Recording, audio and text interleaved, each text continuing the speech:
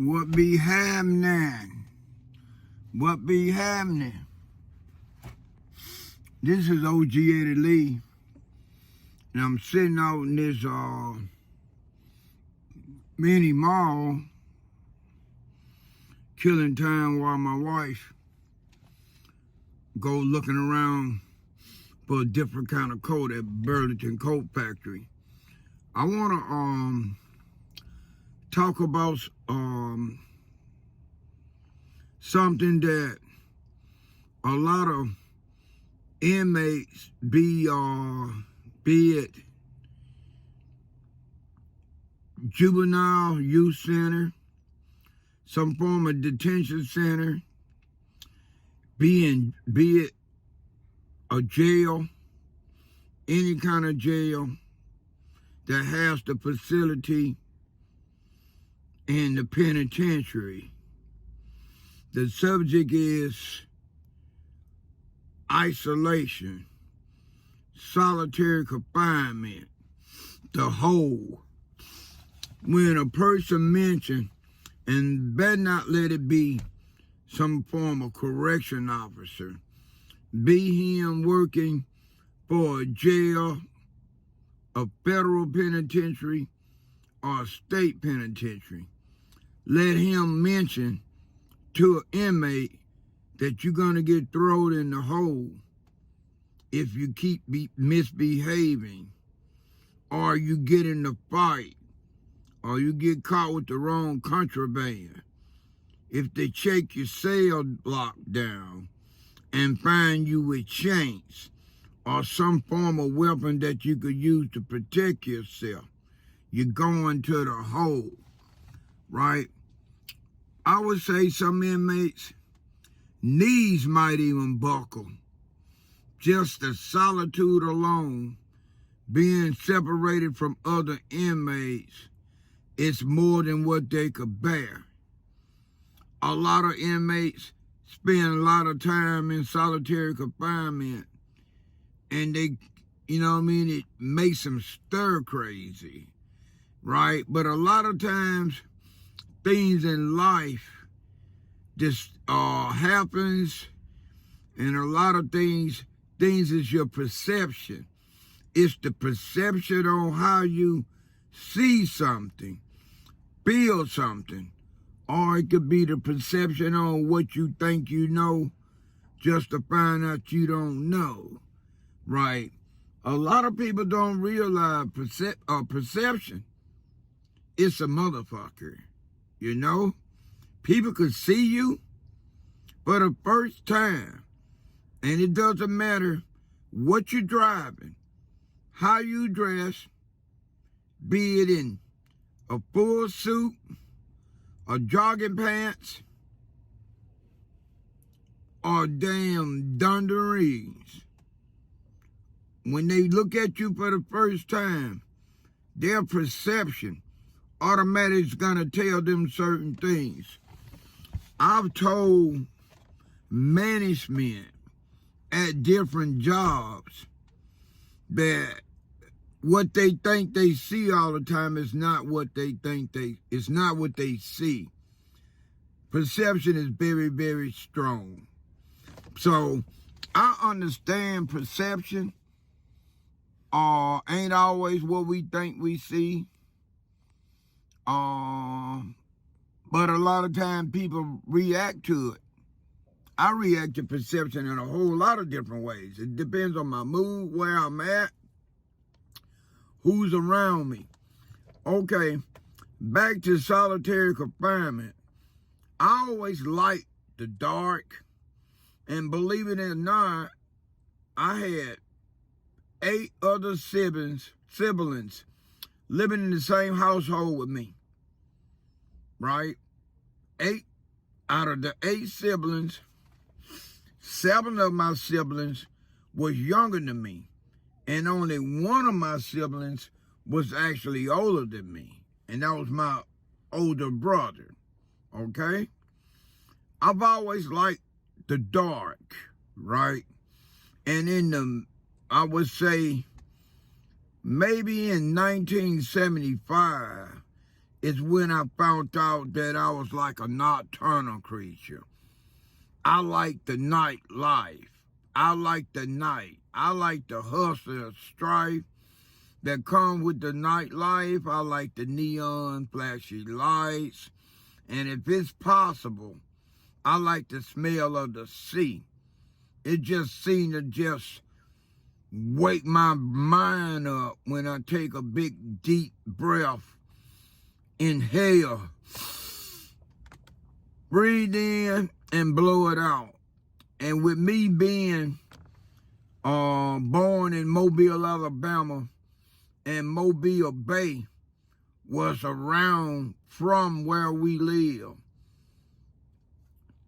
I got used to smelling the ocean, the salt water. All right. Isolation. Okay, when I got arrested in 1976, I was immediately, I'm gonna switch hands up. Bear with me.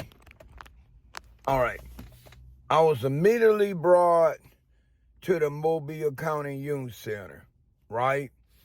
And while in the youth center, because I was in the Mobile County Youth Center from September to February. Okay, in January of 77, I turned 16. When I went to court the next month, which was February of 1977, I was tried as adult, and I was sent to the Mobile County Jail. All right, my first time. Okay, I'm sorry, I had to stop and answer the phone. Before I was taken to the Mobile County Jail, I had been in isolation, solitary confinement, while being in the Mobile, Alabama, Mobile County Youth Center was the name of it. All right. I was in isolation and solitary because I wouldn't comply. And what I mean by comply, that they believed in the, I don't want to say kids, just say young teenagers, having a certain amount of time spent on recreation. Recreation consisted of playing basketball, maybe going outside and playing tag football. They had mats if you wanted to mat wrestle. They didn't allow you to fist fight in there, but if you had to get it on with someone, they would allow you to put on the gloves. And when you couldn't put on the gloves or didn't want to put on the gloves, they'll lay the mats out in a gymnasium and have you wrestle each other. They didn't allow no form of physical fighting without any type of protection, gear, or protective areas. So it was times when they wanted us to play volleyball or soccer or softball. I didn't want to play those games. I told them I'd rather stay in the day room. So after doing that a couple of times, they started threatening to put me in solitary confinement, in isolation. Isolate me from everybody else. So that's when I started getting put in isolation. After putting me in isolation 3 or 4 different times, they realized I wasn't one of the teenagers that was afraid to be in isolation. They realized I liked the dark. They realized I didn't mind being separated from everybody else. They realized I was determined to do what the fuck I wanted to do when I wanted to do it. And I was complying with them because I was in a facility. But I only complied to a certain degree. So Once they realized putting me in solitary confinement didn't bother me, then they started threatening me about my visitations on the weekend. They said if you don't comply with the physical education part of being in here, we gonna deny you visitation on Saturdays and Sundays. And that was a below the belt punch. That punch hit me dead in my groins. It went past my neighbor buddy and hit me in my groins. Because I looked forward to my visitation on the weekends. And visitation consisted of contact visits to where you could sit in the area with other teenagers that's in there with you, visiting whoever came and saw you. You could touch them, hug them, and all this stuff. So that was very important to me. So I had to comply. Okay, when I got trial as an adult and sent to the Mobile County Jail, I spent time in solitary confinement in the Mobile County Jail. And when I was taken from the Mobile County Jail and sent over to the city, Mobile City Jail, which was right across the street from the Mobile County Jail, I was also thrown in isolation then.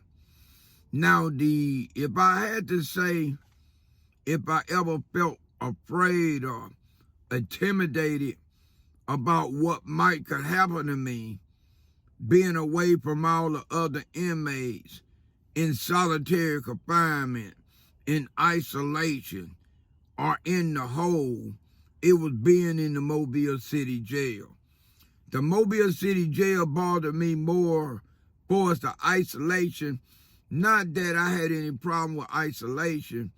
It's just some of the things that occurred to other inmates that was in isolation in the Mobile County Jail, especially the Mobile City Jail, right? If I had to say I was in solitary confinement, isolation, the whole, I'm just naming the main three names that people think of when they think of solitary confinement. They think of the whole. They think of the isolation, right? Because that's what it does, is separate and isolate you from others. Okay, it had been several inmates that was in the Mobile City Jail that supposedly hung themselves while they was in solitary confinement. It was one incident that occurred while I was being held in the Mobile City Jail that caused a whole lot of,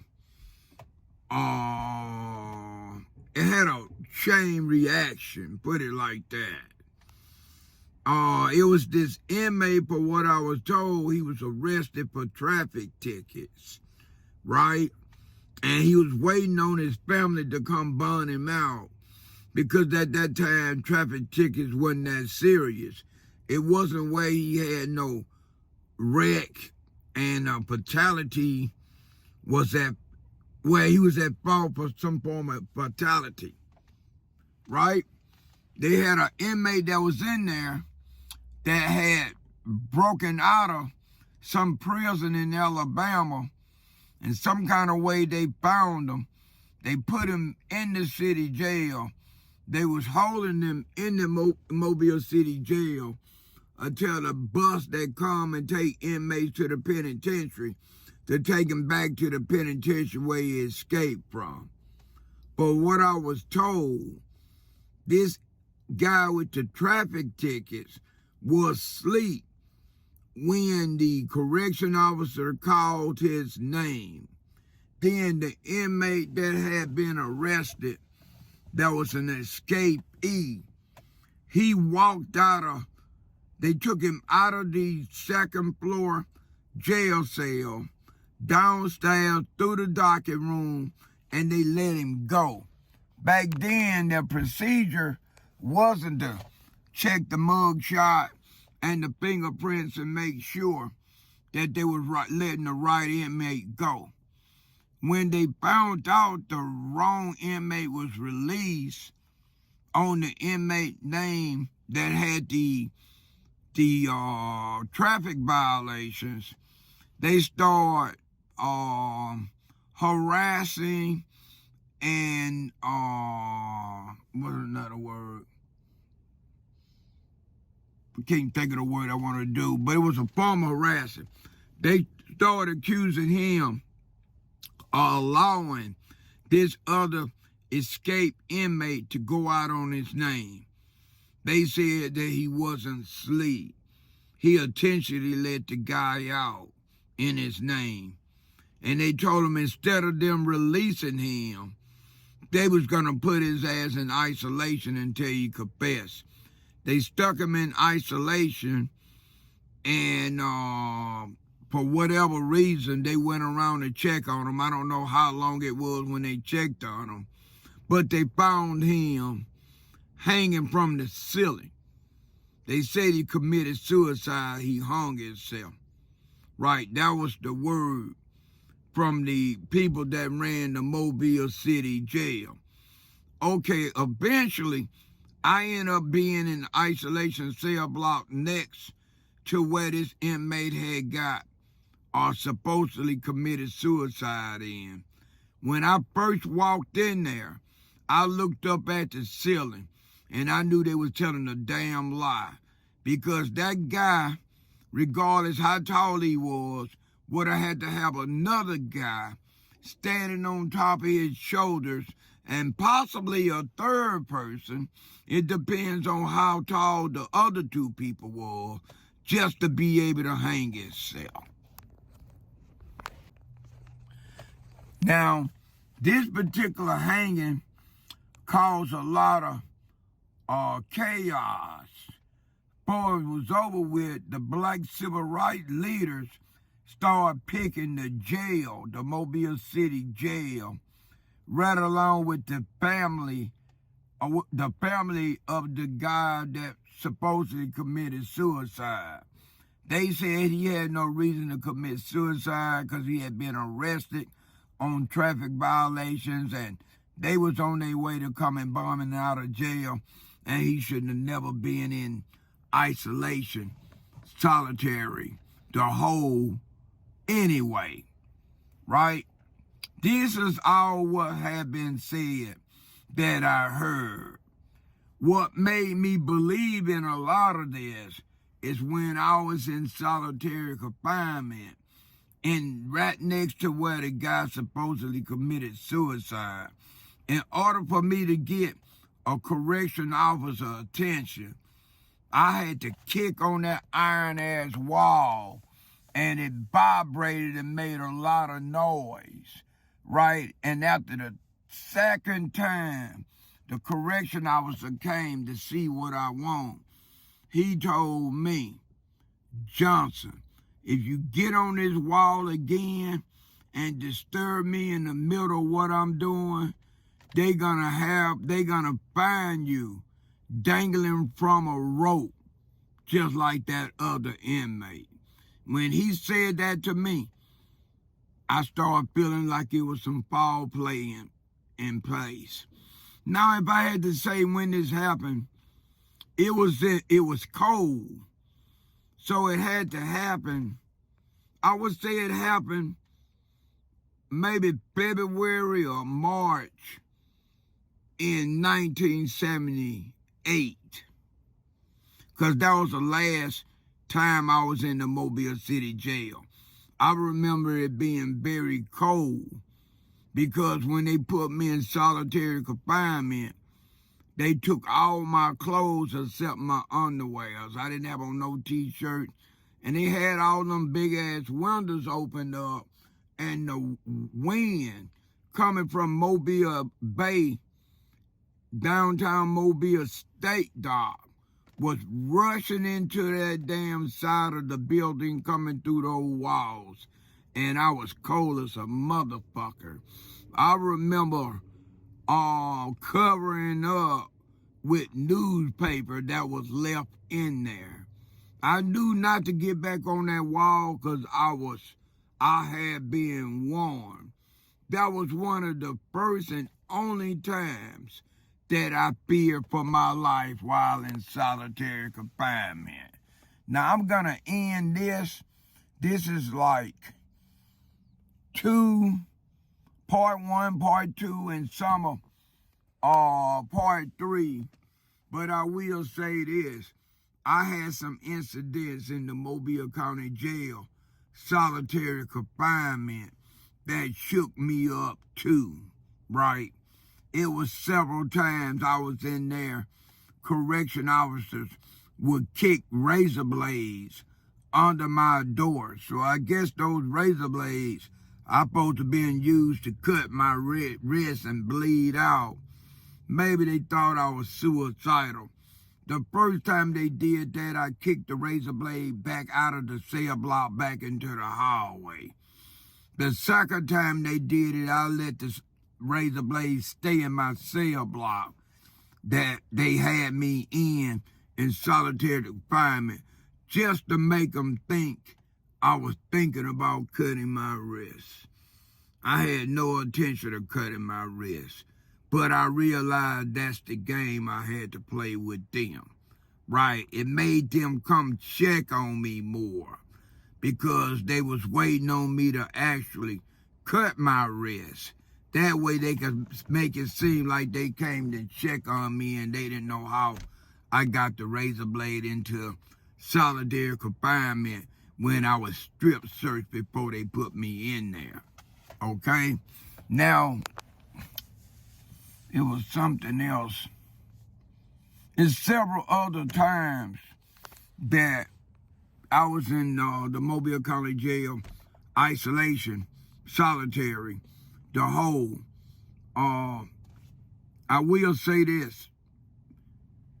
Whenever I felt the need to want to cry, just straight up boo-hoo about the situation I got myself in, because it was times like I didn't have no idea if I was going to walk out of that place alive.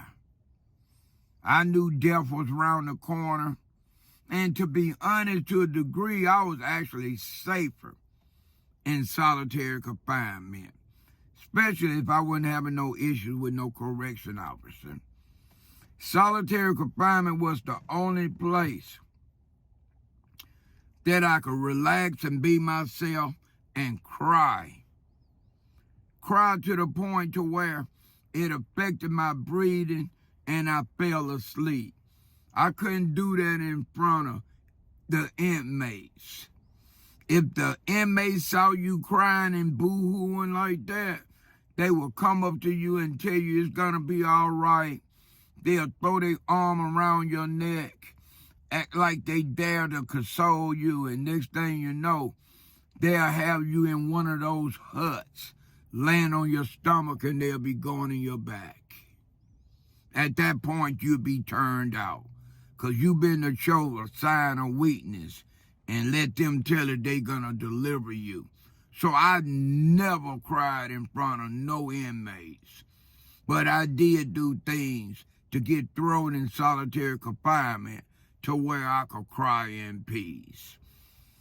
I'm going to talk about later about a situation that occurred in solitary confinement, and this is the first time I was in solitary confinement